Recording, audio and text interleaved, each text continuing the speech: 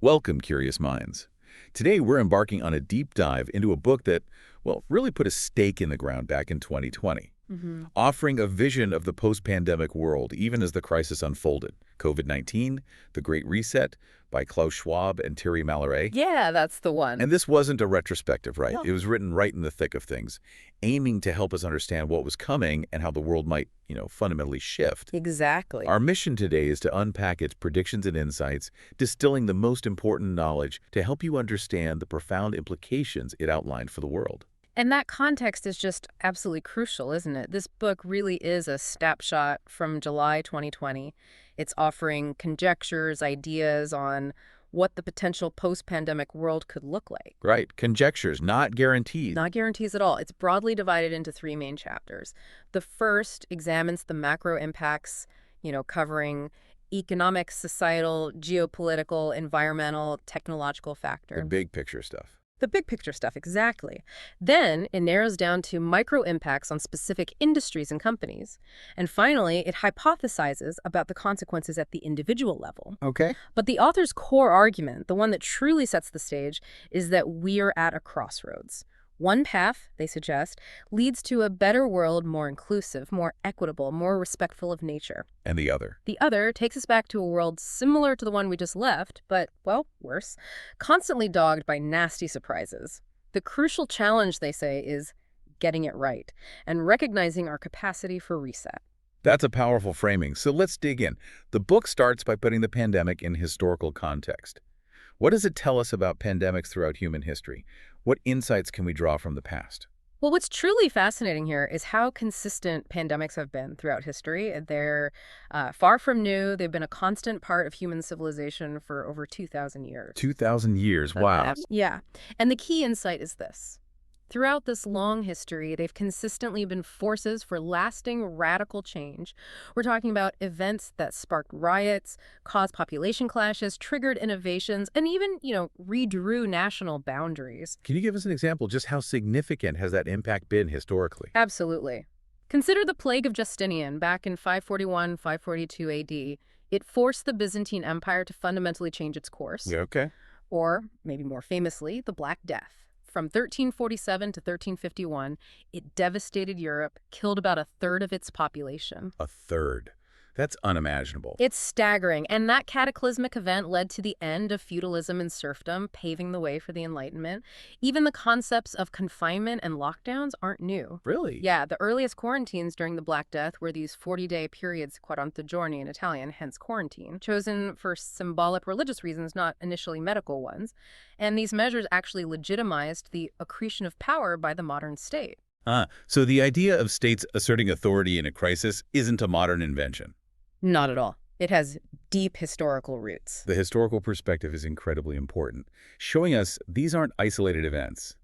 And this leads right into something the authors emphasize, that the pandemic may not completely transform the world, but rather accelerate changes already underway, leading to a new normal. Exactly. Acceleration, not total reinvention necessarily. And they identify three defining characteristics of today's world that shape this macro reset. What are they? They identify three prevailing secular forces: interdependence, velocity, and complexity. Okay, let's start with interdependence. How do they define that in the context of the 21st century? They argue interdependence is the very essence of the 21st century. Globalization and technological progress have created what they call a hyper-connected world. Hyper-connected. Yeah. Kishore Mahbubani, a Singaporean academic, they quote, uses this powerful metaphor. All 7.5 billion people are on a virus-infected cruise ship. Oof. That's vivid. Isn't it? It means humanity must care for the global boat as a whole. The core insight here is that this deep systemic connectivity means risks are never isolated. An economic risk can quickly become a political one. Right, or tech becomes societal. Precisely. Or a technological risk can morph into a societal one, amplifying each other through cascading effects. So no more silo thinking, as you put it. That seems incredibly relevant for our modern world. Exactly. They argue this invalidates silo thinking.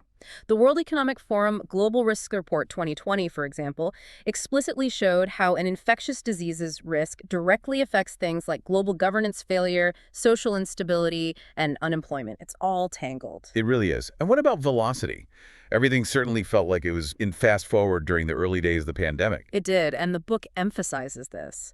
Velocity means everything now runs on fast forward. Mhm. Crises, social discontent, technology, geopolitics, markets, and of course, infectious diseases. The dictatorship of urgency. That's the phrase some use, yeah.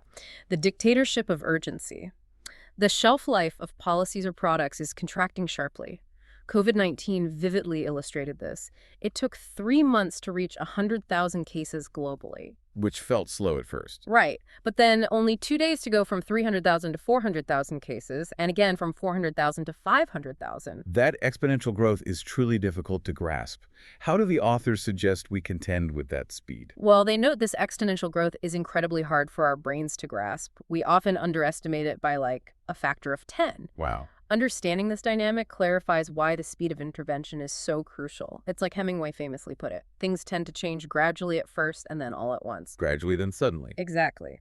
The book also debunks the seasonal flu comparison, stating COVID-19's velocity and surging in hotspots simply overwhelms healthcare, unlike flu's sort of gentle waves.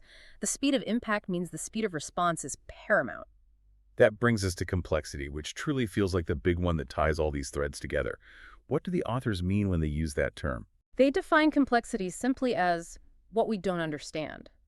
A complex system, like a pandemic, has many interacting parts: biology, psychology, economics, government, healthcare, with no visible causal links. It makes it almost impossible to predict. Like a living network. Exactly, a living network that adapts. It requires continuous, real-time collaboration across diverse disciplines. So, for all its unpredictable nature, they're calling COVID-19 a white swan event rather than a black swan. Can you explain that distinction? Because that sounds counterintuitive. It does, but it's crucial. They argue COVID-19 itself is a white swan event, not a black swan. This means it was predictable. Organizations like the WHO, the WEF, individuals like Bill Gates had warned about it for years, even specifying its characteristics. So the surprise wasn't the event itself. Exactly. The surprise was the lack of preparedness, particularly in the West. Many Asian countries, having dealt with SARS, were much better prepared. However, and this is key, the consequences of the pandemic, they say, will provoke many black swan events. The knock-on effects. Yes, due to cascading effects when multiple risks conflate. This increasing complexity, they suggest, might overwhelm decision-makers' ability to make well-informed choices, leading to what some are calling quantum politics. Quantum politics. It's almost unsettling to think about how predictable something so disruptive actually was. Moving from these foundational concepts, what did the authors predict for the global economy? The book highlights how different our economy is now, but also how some historical lessons still apply. Right. The global economic catastrophe of COVID-19, they point out, is the deepest recorded since 1945 and just unparalleled in its speed. Faster than anything before. Much faster. Our contemporary economy is infinitely more interconnected, more complex than those of past centuries. Yet Daniel Defoe's A Journal of the Plague Year from 1722. You mentioned that earlier. Yeah, describing the 1665 London plague, it still resonates today. Descriptions of the rich escaping, the poor being more exposed, sound familiar? Depressingly so. Historically, epidemics are great resetters for economies. Major pandemics can depress real rates of return for up to 40 years. That's a stark contrast to wars, which actually tend to trigger higher rates. 40 years. That's a long shadow. It is. Consumers tend to increase savings, and real wages often rise as labor becomes scarcer. We saw this after the Black Death textile workers, for the first time, gained enough power to demand wage rises, shorter hours. So the core insight is, economic shifts aren't just numbers, but reevaluations of value. Exactly. Fundamental reevaluations of labor value and consumer behavior. That's a fascinating historical parallel. The book also emphasizes uncertainty as a key economic factor.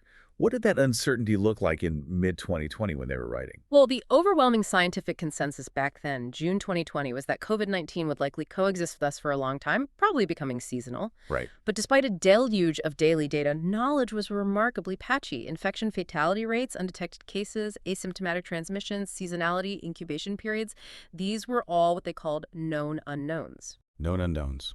Okay. It made devising effective public health and economic strategies incredibly difficult. As the virologist Peter Payet put it, the more we learn, the more questions arise. The virus itself was a master of disguise, protean symptoms confounding everyone. So faced with this uncertainty, what scenarios did they outline? They laid out 3 plausible scenarios for the next 18-24 months, all assuming continued COVID-19 activity until 2022.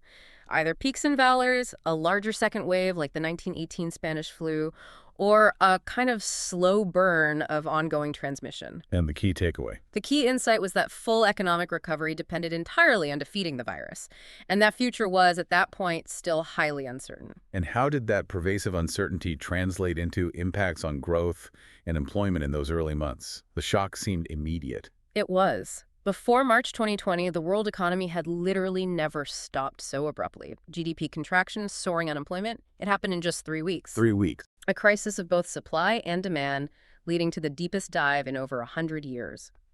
The economist Kenneth Rogoff warned, if it lasted long, it could be the mother of all financial crises. Ominous. Very.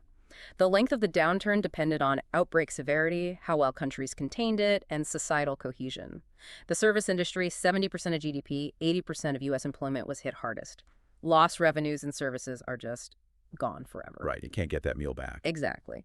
A full return to normal wasn't expected before a vaccine, projected for Q1 2021 at the earliest. And production, not science, was seen as the main challenge then. So in the meantime, In the interim, countries would operate as 80% economies. Fewer risk-averse customers, lower spending, higher transaction costs from new measures. The OECD projected a 20-30% GDP reduction in G7 countries. that's 30%. Yeah, and every additional month of lockdown caused nonlinear greater deterioration. And consumer savings rates shot up 33% in the US, 19% in the Eurozone in April 2020, historically elevated.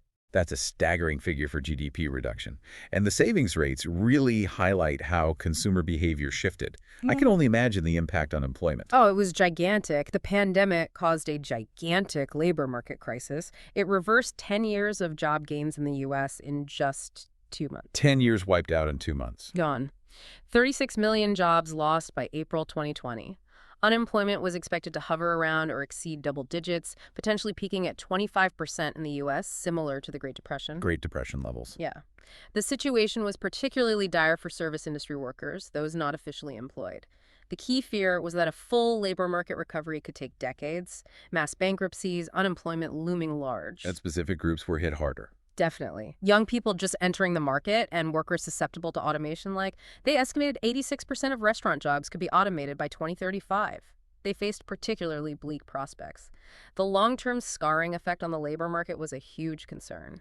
So amidst this, well, frankly, dire outlook, the book does suggest a future transformation for growth, right? A chance to rethink things. Yes, very much so. The new economic normal might involve much lower growth than in past decades. It could take years to return to pre-pandemic levels, partly due to demographic shifts, like declining and aging populations in many places. However, the pandemic offers a crucial pause, an opportunity to rethink what is truly of value. It's framed as a chance for institutional policy changes toward a fairer, greener future. Like after World War II. Similar to the radical rethinking post-World War II that led to the UN, the EU. This raises an important question.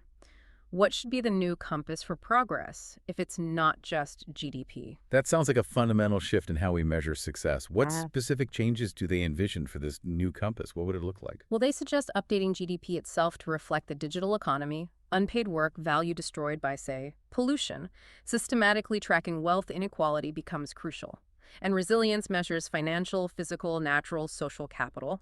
They become critical. Are there examples of this happening? Yes, they cite New Zealand's 2019 well-being budget and Amsterdam's donut model, which tries to balance basic human needs with planetary boundaries as real-world examples of this kind of shift. Okay, the donut model. Interesting. And what about new drivers for the economy? They identified the green economy, greener energy, ecotourism, circular economy, reparable products, and the social economy. Caregiving, personal services, education, health as high-growth, job-creating areas. The social economy, like care work. Exactly. Investment in childcare and elderly care alone, they note, could create 21 million jobs across just 7 major economies and boost GDP by 2%.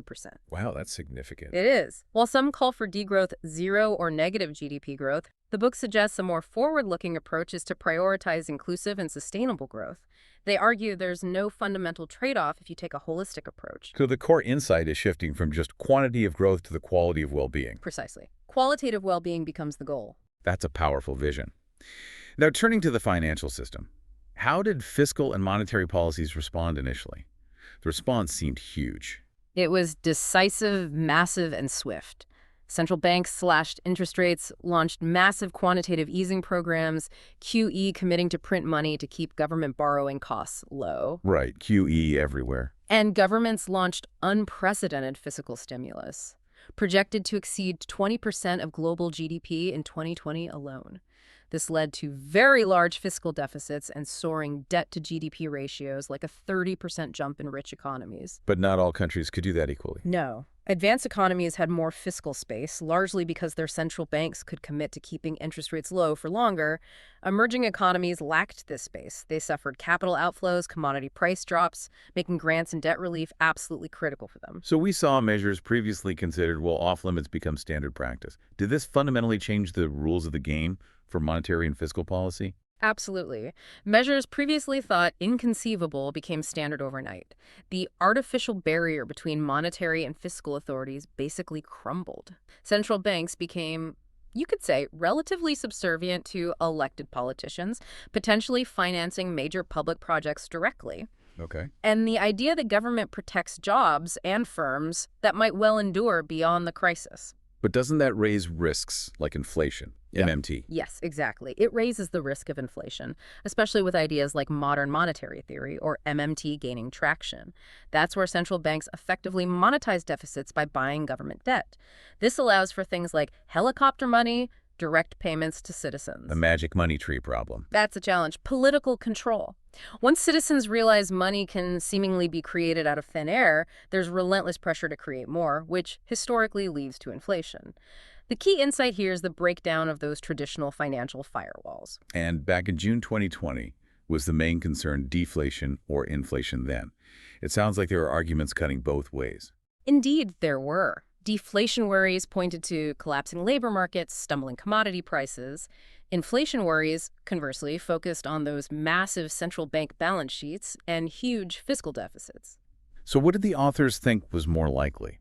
The book argues that long-term structural trends like aging populations and technology are fundamentally deflationary, and high unemployment would constrain wage increases. So the probability of the elements needed for sustained inflation, huge debt to GDP, a high neutral interest rate, fiscal dominance was seen as relatively low back then. Interesting, some more deflationary pressure. Potentially, it raises the possibility of the Japanification of the rich world. Japanification, what does that mean exactly? Structurally weak demand, very low inflation, ultra-low interest rates, kind of like Japan has experienced for decades. Though Japan, adjusted for demographics, showed that shrinking populations don't necessarily lead to complete economic oblivion. Japanification, a future with lower growth but maybe stable low inflation. This then leads us to a broader question about global finance. The fate of the US dollar. Was that under threat? Exactly. That's a huge question. For decades, the U.S. enjoyed the exorbitant privilege of the dollar as the global reserve currency. Analysts were asking, is the pandemic the catalyst for its decline? And the arguments against the dollar. Doubters point to the unsustainable U.S. fiscal position defense, interest, entitlements exceeding tax receipts, and also the weaponization of the dollar for geopolitical purposes, which incentivizes other countries to find alternatives. Are there alternatives, though? Well, no obvious short-term ones. The Chinese renminbi, the euro, they have limitations, but attempts at national digital currencies, like China was testing back in April 2020, could eventually challenge dollar supremacy. So the dollar's future depends on. Ultimately, the dollar's primacy depends on U.S. economic credibility and its geopolitical role. The takeaway here is that even something as fundamental as the global reserve currency status is now genuinely up for debate. So shifting gears again, what does all this economic and financial upheaval mean for society itself and how we interact on a global scale? The societal upheaval unleashed by COVID-19, the book suggests, will last for years, potentially decades. Governments, especially in rich countries with sophisticated health systems, faced real anger for perceived failures compared to others. This leads to questioning the social fabric itself. And in poorer countries. There, the pandemic exacerbates existing problems. Poverty, inequality, corruption, potentially leading to social and societal disintegration. But some countries did fare better. Right. What did they have in common? Yes, and this is an important insight. Countries that fared better shared attributes like preparedness, rapid decision-making, cost-effective and inclusive healthcare systems, high levels of trust in leadership and information, and crucially, a sense of solidarity favoring the common good. Trust. That seems key. Trust, it turns out, is a critical component of societal resilience. That makes sense. And this leads us directly to the issue of social inequality, which the book states was profoundly magnified by the pandemic. Exposed, really. It absolutely placed a glaring spotlight on shocking disparities. Lockdowns created this stark dichotomy. Upper and middle classes, largely teleworking, safe at home. While others had no choice. Exactly. While working classes were on the front line, cleaning hospitals, manning checkouts, transporting essentials, often the lowest paid, in the U.S., only about a third of jobs could even be done remotely. A third. COVID-19 was far from being the great leveler, as some initially suggested. It disproportionately affected African Americans, low-income groups, vulnerable populations due to pre-existing inequalities. Can you give an example of that disparity? Yeah, a stark one from Michigan. Black residents made up less than 15% of the population, but accounted for 40% of the COVID-19 deaths early on. 40%. That's truly shocking, highlighting how deep these inequalities run. It is. The pandemic also exposed that profound disconnect between how essential a job is and how much it pays. The heroes, nurses, cleaners, delivery drivers are among the worst paid. Right. And the gig economy in particular highlighted this precarity. 0-hour contracts, no sick pay, no holiday pay. So the core insight is, the pandemic didn't create inequality, but mercilessly exposed and worsened it. Precisely. It laid bare who truly kept society running during the crisis. So with these underlying inequalities laid bare, what does the book suggest about the potential for social unrest? Was that expected to rise? Yes, social unrest was already on the rise globally before the pandemic. Lockdowns temporarily suppressed it, like putting a lid on a boiling pot. But the pressure builds. Exactly. The book warned that after restrictions lifted, old grievances and suppressed social disquiet will erupt again, possibly with renewed strength. The sheer numbers of unemployed, worried, miserable, resentful, sick, hungry people would have swelled dramatically, leading to anger, exasperation. Any specific warnings? Jacob Wallenberg, the Swedish industrialist, warned back in March 2020 of unemployment hitting 20–30% and economies contracting similarly, leading inevitably to social unrest and violence. And did we see examples of this? The Black Lives Matter protests after George Floyd's killing in May 2020 in the U.S. are cited as the direct example. Amplified, the authors argue, by the pandemic's disproportionate impact on African Americans and the sharply rising unemployment among that group, 16.8% versus 13.3% nationally in May 2020. Right, and youth activism. Youth activism, already increasing worldwide and amplified by social media, was expected to demand radical change. Young people felt they were worse off than their parents, and entering a system they saw as fundamentally failing. The crucial takeaway: a boiling pot of societal discontent was simmering. That paints a powerful picture of societal pressure. Yeah. And this brings us to a major shift the authors identify, the return of big government. What does this entail? This is indeed a seismic shift they predicted. Acute crises historically boost state power, and COVID-19 is no exception. Over centuries, responses to major crises have consolidated state power, often through increased taxation. So the trend of shrinking government reversed. Dramatically. The state's role, which had shrunk considerably in the Western world over recent decades, was now set to expand dramatically. The coronavirus altered perceptions, favoring the public realm over private markets, revealing social insurance, for example, as surprisingly efficient. So a different view of government's role. Yeah, the idea that governments can further the public good while perhaps runaway economies wreak havoc might become the norm again. The key insight is that governments might move beyond merely fixing market failures. To actually shaping markets. Exactly, to actively shaping and creating markets that deliver sustainable and inclusive growth. So we're talking about a more interventionist, active role from governments. How does that actually manifest? What specific changes should we expect? It manifests in vastly increased government control of the economy. We saw trillions in stimulus, massive central bank liquidity injections, expanded social welfare benefits, direct cash transfers, wage coverage schemes. And they expected this to be permanent. The expectation was for permanent increases in government's role, yes.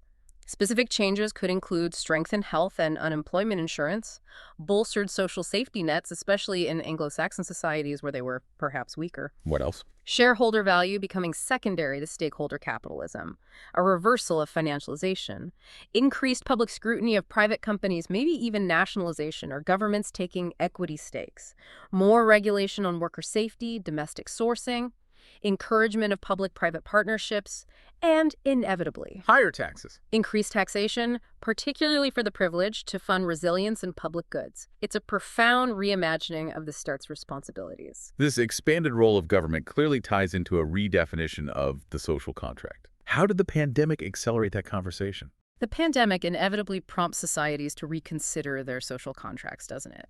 It amplified pre-existing structural frailties. There's a loudening call to revise social contracts, stemming from issues of inequality, ineffective redistribution, exclusion, a general sense of unfairness. Leading to a loss of trust. Exactly, a loss of trust in institutions. The pandemic crystallized the issue and made a return to the pre-pandemic status quo impossible. So what are the key shifts they highlight in this redefinition of the social contract? What does a revised contract look like? Well, the key shifts will likely include a broader, maybe even universal, provision of social assistance, social insurance, healthcare, basic quality services. Things we took for granted might be reevaluated. And worker protection. You mentioned the gig economy. Yes, enhanced protection for workers, especially those gig economy workers. They were highlighted as crucial during the crisis, but often lack basic benefits like paid sick leave. Right, the U.S. example. Exactly. The U.S., unlike almost all European countries, leaves paid sick leave largely to employer discretion. This led to an estimated 7 million extra swine flu infections back in 2009-2010 because workers simply couldn't afford to stay home. This becomes a central issue in the redefinition. And this leads to broader questions. It leads to soul searching. In countries perceived as underperforming, people will ask, why do we lack masks? Why the obsession with short-termism? Why are we rich in GDP but poor in healthcare delivery? Why are essential workers paid so little compared to, say, traders? Calls for more spending, higher taxes. Exactly. Calls to combat chronic underinvestment. The key insight: a renewed focus on collective well-being and basic protections as fundamental societal responsibilities. That's a significant shift in priorities. Moving to geopolitics, the book mentions a chaotic transition to uncertainty. What's driving this global instability? The pandemic, they argue, both exposes and accelerates pre-existing geopolitical trends. Chaotic responses, rising nationalism, they hinder collective effectiveness. And the main driver of instability. The defining element, they argue, is the rebalancing of power from west to east, particularly the dynamic between a rising China and the ruling U.S., the so-called Thucydides trap. Where a rising power challenges an established one. Precisely. Plus, U.S. disengagement from international affairs increases volatility. The 21st century will likely be multipolar, no single absolute hegemon. This leads to a chaotic redistribution of power and influence. Driven by nationalism. Conflicts driven by nationalism and competition for resources, resulting in a global order deficit, a potential age of entropy if global collaboration fails. Extreme scenarios, state implosion, the EU unraveling, even U.S.-China war become plausible, though hopefully unlikely. Plausible. Wow. So what are the key geopolitical issues? They highlight four: the erosion of globalization, the absence of global governance, increasing U.S.-China rivalry, and the fate of fragile or failing states. The big picture: a less stable, more fragmented world. Let's talk about the erosion of globalization and the rise of nationalism first. How did the pandemic impact these powerful forces? Well, globalization, despite lifting millions from poverty, had been questioned for over a decade, hadn't it? Due to social costs like manufacturing job losses in rich countries and financial risks after the 2008 crisis. Fueling populism. Exactly. This fueled populist and right-wing parties promoting isolationism. The pandemic, they say dramatically, re-erected borders with a vengeance, reinforcing trends like tougher border controls, protectionism. And the globalization trilemma. Right, Donnie Roderick's idea. Economic globalization, political democracy, and the nation-state are mutually irreconcilable. You can have any two, but not all three. One must be sacrificed. So deglobalization in practice. Supply chains. Yes, the most visible form will be the shortening or relocalization of global supply chains, driven by businesses wanting to mitigate risk, but also political pressure from the right, protectionism, national security, and the left, environmental concerns, anti-air travel. So governments really woke up to the vulnerabilities of relying on distant supply chains then, Yeah. like with medicines. Exactly. Governments realize dependencies, like 97% of U.S. antibiotics coming from China, are just unacceptable from a national security perspective. This decoupling will be challenging, costly. Like Japan's fund. Yes, Japan set aside 243 billion yen to help companies pull operations from China. But the trend seems clear. It could resemble the 1930s increased trade barriers, non-tariff barriers, leading to more regional self-sufficiency in North America, Europe, Asia. And capital flows. National authorities will likely constrain international capital flows more. Measures like governments buying stakes in strategic companies to prevent foreign takeovers or requiring government approval for foreign direct investment, like the U.S. blocking pension fund investments in China. So the key insight is efficiency takes a backseat to resilience. Precisely. Efficiency is now being balanced or even superseded by resilience and national security concerns. And what about the growing rivalry between China and the U.S.? The book mentions COVID-19 might be a turning point for a new type of Cold War. That sounds serious. It does. COVID-19, the book suggests, might indeed be the turning point. Pre-pandemic tensions, trade, tech, military just escalated, exacerbating the rivalry. Analysts noted the political ideological fracture deepened. Relations were seen as the worst since 1979. And decoupling. Economic and technological decoupling is seen by some as irreversible, potentially splitting the global system into two distinct blocks. Singapore's prime minister warned about Southeast Asian countries being caught in the middle. The book also highlights that there isn't a single right or wrong view on this rivalry, but rather different and often diverging interpretations. Can you elaborate on that? That seems important for understanding this. Yeah, what's fascinating here, and I think quite balanced, is that the book stresses there isn't one objective truth. There are different and often diverging interpretations that frequently correlate with the origin, culture, and personal history of those who profess them. Like quantum physics. They actually make that analogy. Like quantum physics, where objective reality does not exist in the same way. The Chinese view is influenced by historical context, like the Opium War humiliation. The U.S. view is rooted in its founding values, principles, past dominance. And both might misjudge the other. Both, they note, tend to overestimate their own strengths and underestimate the others. So we have different perspectives on who, if anyone, might win this dynamic. What are some of the arguments presented for China being the winner in this context? Well, some argued China emerged stronger. They point to things like the pandemic making U.S. military power seem irrelevant in that specific crisis, exposing what they termed the incompetence of its response. Though the book notes that's a subjective opinion and laying bare deep inequalities in the U.S. system. Like healthcare. Lack of universal health care, systemic racism, things like that. Kishore Mahbubani, whom we mentioned earlier, argued China took over the U.S.'s traditional role as first responder in global aid, sending medical supplies to Italy when the EU couldn't initially respond cohesively. And his prediction. He suggests other countries will make choices based on a cold calculus of reason, implying they might lean towards China, though most probably don't want to be forced to choose. What about the counter-arguments? Or the idea of no winner? Conversely, arguments for the U.S. focus on its capacity to recover, but then there's the no-winner argument. Both countries suffer massive economic damage, limiting their global influence. China faces difficulty recovering if its major trading partners retrench. The U.S. faces huge over-indebtedness. So both diminished. Both likely to emerge diminished. Some even argue the crisis exposed the highly dysfunctional nature of superpowers generally, highlighting the relative success of smaller, agile states like Singapore, Iceland, South Korea, Israel in containing the pandemic, maybe diseconomies of scale for larger entities. Interesting thought. So the future of the rivalry. Uncertain. No one can predict with certainty how it will evolve, other than that it will likely grow, oscillating perhaps between contained deterioration and moments of all-out hostility. The key insight: this isn't a simple zero-sum game with clear winners and losers, but a complex, unpredictable reordering. And lastly in this section, what were the implications for fragile and failing states? It sounds like an even more dire situation for them. It absolutely is. The pandemic acts as an exogenous shock that devastates already vulnerable communities. The damage is likely deeper, longer lasting than in richer economies. Leading to instability. Economic disaster triggers political instability, violence, especially in the world's poorest countries.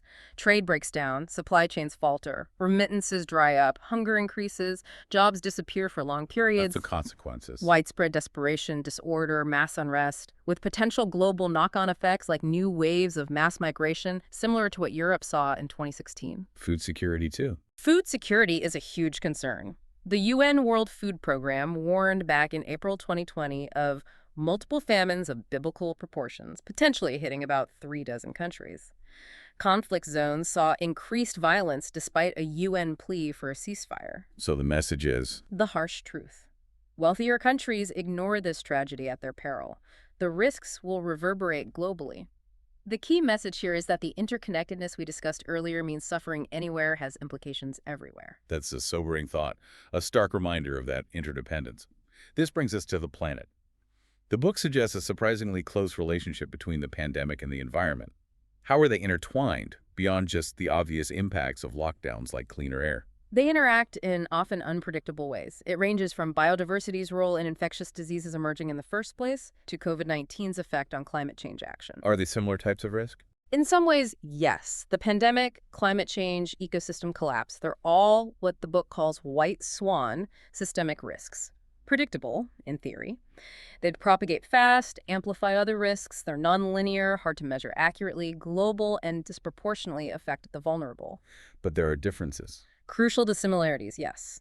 The most significant is the time horizon. The pandemic's impact is immediate, visceral. Climate change feels more long-term, abstract to many. And causality. Exactly, the causality problem. The link between a virus and a disease is obvious, but definitively linking climate change to a specific weather event, like a hurricane or drought, is harder to attribute directly. This makes mitigation policies harder for people to accept. And fighting them requires different things. Fundamentally, fighting environmental risks requires substantial, often uncomfortable, changes to our socioeconomic models, our consumption habits. Fighting a pandemic, while disruptive, doesn't necessarily demand the same level of fundamental lifestyle overhaul long-term. The key insight is that these seemingly distinct crises are rooted in similar systemic vulnerabilities. That distinction between immediate and long-term causality is really important for policy. But how does nature itself and things like air pollution connect directly to the virus? Okay, so zoonotic diseases, those that jump from animals to humans, have quadrupled in the last 50 years. Quadrupled, why? Largely due to deforestation and land use changes. It's the destruction of biodiversity, not natural environments themselves, that is the source of new viruses like COVID-19. How does that work? As human activities encroach on ecosystems, we break down the natural barriers between humans and animals, creating conditions for diseases to spill over. The wildlife trade is particularly relevant here, transporting potential disease reservoirs into densely populated areas like the market in Wuhan was suspected to be. In air pollution, Air pollution seems to worsen the impact of coronaviruses. Studies going back to the 2003 SARS outbreak suggested a link. More recent research during COVID in the U.S. showed higher pollution levels correlated with higher COVID-19 hospitalizations and deaths. why would that be? It seems air pollution impairs lung defenses, making people more susceptible and increasing the severity of the illness. Lombardy in Italy, one of Europe's most polluted regions, had people twice as likely to die from COVID-19 early on. Wow. The powerful takeaway here is that environmental degradation isn't just about polar bears. It directly impacts human health right now. Exactly. It's immediate. It's personal. That's a truly compelling and alarming connection. We also saw huge drops in carbon emissions during lockdowns, cleaner skies, animals returning. The big question is, will this last, or was it just a temporary blip? Right. Global carbon emissions were estimated to fall by maybe 8% in 2020, the largest annual reduction ever recorded. Which sounds good. It does, but it's still minuscule compared to the 7.6% annual reduction we need every year for a decade to meet the Paris Agreement climate target. So not nearly enough. Not even close. The debate then became whether this would lead to a brown recovery, just going back to polluting ways to prioritize economic growth, or a green recovery. What are the arguments for a potential green trend? Several factors. Enlightened leadership, they cite figures like the Prince of Wales, Andrew Cuomo, talking about Build It Back Better, the IEA suggesting clean energy could kickstart economies. Societal pressure, a new social conscience emerging, activists pushing harder for a sustainable economy. Changes in behavior, too. Changes in behavior forced by lockdowns, more remote working, reducing commuting, that collective realization of the air pollution COVID link we just talked about. Uh-huh. And finally, activism, new forms of social activism, plus investor activism, employee activism, all reinforcing green goals. Are there any concrete examples of this green trend emerging from the sources you've looked at? Signs it was actually happening? There are some notable ones from that period. BP, the oil giant, slashed $17.5 billion from its asset value in June 2020, explicitly predicting an accelerated shift to cleaner energy. That's significant from an oil company. It is. The European Green Deal committed $1 trillion for emissions reduction and circular economy initiatives, aiming for carbon neutrality by 2050. Surveys showed strong public support, like 65% of G20 citizens supporting a green recovery. Cities like Seoul announced their own Green New Deal. So the core insight is the pandemic created a unique window. A unique moment, a potential turning point for a green shift, backed by both public sentiment and, crucially, some major corporate and governmental decisions. Whether that momentum was fully sustained is another question, of course. That's encouraging. At least the potential was there. Let's shift gears to technology. The book suggests the pandemic acted as a massive accelerant, turbocharging digital transformation. Yeah. How did that play out across consumers, regulators, and firms? Yeah, turbocharging is the word they use. The pandemic really was the catalyst for the digital transformation people had been talking about for years. It accelerated technological changes and digital business adoption dramatically. For consumers. For the consumer, lockdowns forced rapid adoption of digital services. E-learning, e-commerce, e-gaming, e-books. Everything went online. Many previously reluctant users suddenly became comfortable with online shopping. Amazon and Walmart hired 250,000 workers just to meet demand. And those habits stick. The thinking was these new habits are unlikely to fully reverse once you experience the convenience. Right. What about regulators? They're often seen as slow. But here, governments, previously slow, actually accelerated new tech adoption out of necessity. Telemedicine and drone delivery, technologies available for years but held back by red tape. Suddenly got approved. Saw significant regulatory relaxation because they were needed. Patients found telemedicine easy, convenient. Regulators wouldn't want to seem like they're reversing progress. The contactless economy became a top imperative almost overnight. And for firms, businesses themselves, how did they adapt? For the firm, the prospect of persistent social distancing accelerated automation and the introduction of robots. Industries hardest hit by lockdowns, restaurants, retail, entertainment, where many jobs are potentially automatable. They saw the fastest shift. Exactly. Driven initially by hygiene, needs fewer human touchpoints. But also economic distancing, the push for local production, shorter supply chains that also boosts automation investment. Companies were rushing to turbocharge adoption. Like delivery robots. Yeah, Alibaba and JD.com in China expected widespread autonomous delivery within 12-18 months back then. Robotic process automation, RPA, also expanded rapidly in areas like hospitals, disseminating test results faster. So the key insight is years of digital adoption crammed into months. Essentially, yes. Yeah. What was once a gradual trend became an urgent necessity, pushing digital transformation forward at an incredible pace. But this turbocharging of digital transformation also brings significant concerns about privacy and surveillance, doesn't it? That's the flip side. Absolutely. It's the major flip side. Digital contact tracing, for instance, proved key for countries that effectively managed the pandemic early on. While lockdowns are blunt and costly, tracing allows for rapid identification and containment. But the privacy costs. Huge. It raises acute privacy concerns. Some East Asian countries, China, Hong Kong, South Korea, implemented quite coercive and intrusive measures early on. Tracking without consent, video surveillance, mandatory electronic bracelets. Others tried a middle ground. Others sought middle ground solutions, trying to balance public health with privacy. The dilemma, as EU Commissioner Margrethe Vestager argued, shouldn't be a false dilemma between privacy and health. She suggested voluntary decentralized apps were possible. But did voluntary apps work? That's the problem. Voluntary apps need very high participation rates to be effective, highlighting a classic collective action problem. If individuals refuse for privacy reasons, it potentially harms everyone's health outcomes.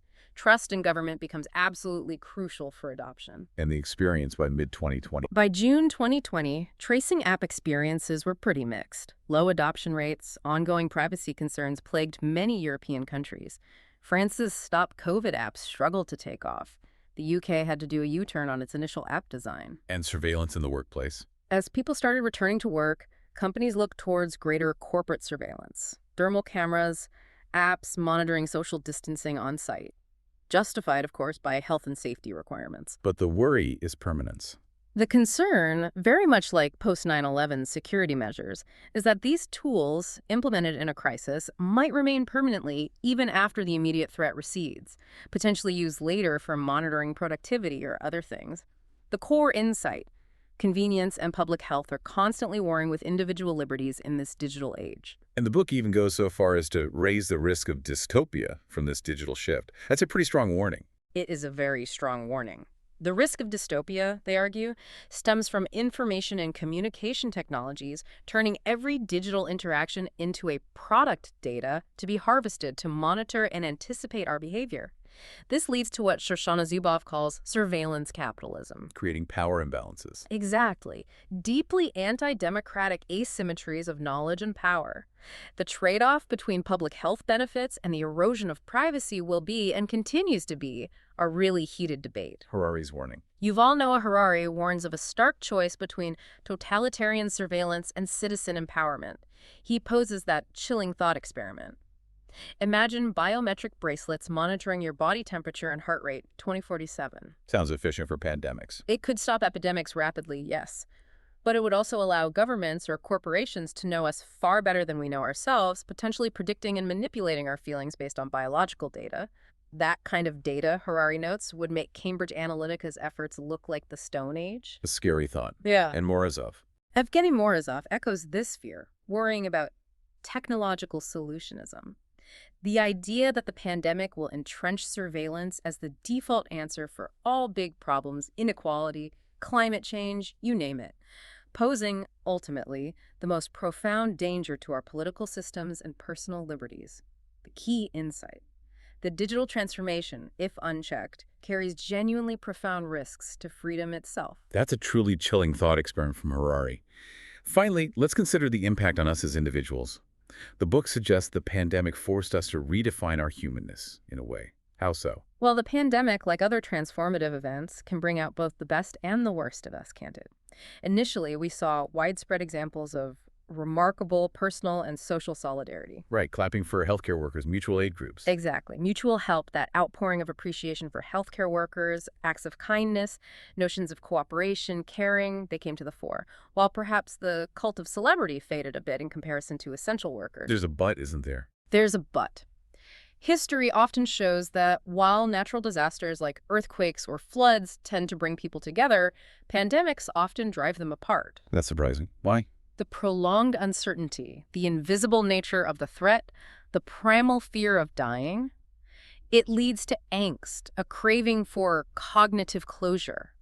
This often results in black and white thinking, making fertile ground for conspiracy theories, fake news, scapegoating. Like historical examples. Like Jews being blamed for the Black Death in the Middle Ages.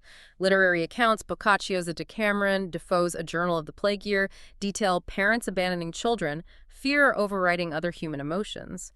John Barry's book, The Great Influenza, notes health workers couldn't find enough volunteers during the Spanish flu, leading to this collective sense of shame afterwards. So the core insight is, our humanity is truly tested by invisible threats. It seems so. Our compassion, our solidarity. They face a unique challenge when the threat is pervasive, invisible, and turns neighbor against neighbor, potentially. That distinction between natural disasters and pandemics is a surprising and unsettling one. The pandemic also forced us into difficult moral choices. What did that look like? It absolutely pushed citizens and policymakers into these profound philosophical debates about the common good, often in real time. How do we maximize benefit for society? Do we preserve GDP at all costs? Or do we prioritize caring for the fragile and vulnerable? Utilitarianism versus sanctity of life arguments came right to a boil. In the U.S., some policymakers explicitly prioritized the economy over minimizing loss of life, a stance pretty unimaginable in many Asian or European societies at the time. And the economic argument for sacrificing lives. Economists largely debunked the myth that sacrificing lives saves the economy. They noted that recessions, particularly in places like the U.S. with limited social safety nets, also kill people through deaths of despair, suicides, drug overdoses. So it's a moral choice. Ultimately, it boils down to a moral choice between individualism and community values. As the economist and philosopher Amartya Sen stated so powerfully, the presence of disease kills people, and the absence of livelihood also kills people. It's not simple. A devastatingly clear dilemma. What about mental health and our priorities going forward? Feels like those aspects of life has certainly been redefined for many. They absolutely have. The global epidemic of mental health issues, depression, anxiety, suicide was already a huge problem, and the pandemic significantly exacerbated it. Lockdowns caused trauma, confusion, anger. Media amplified anxiety was almost contagious itself. Worsening existing issues. Pre-existing conditions worsened, and many people experienced mood disorders for the very first time. And then there was Zoom fatigue. Ah, yes, Zoom fatigue. That emerged from constant video calls. Apparently, our brains struggle to process nonverbal cues remotely, leading to genuine mental exhaustion. Is there a silver lining for mental health awareness? Possibly. While the pandemic clearly reinforced mental health challenges, it also massively heightened public awareness. It potentially gave these issues the priority they've long deserved but rarely received. That could be a crucial turning point. So will this enforced pause lead to a lasting change in priorities for individuals? A personal reset, perhaps? Well, existential crises often offer profound opportunities for introspection and also creativity. History shows innovation often thrives in adversity. The book anticipates an explosion of creativity, particularly in digital and biotechnological startups emerging from the crisis. Like Newton and the plague. Exactly. Isaac Newton developed the inverse square law of gravitation during a plague lockdown. Shakespeare wrote King Lear, Macbeth, and Antony and Cleopatra around 1606 when London theaters were closed by plague outbreaks.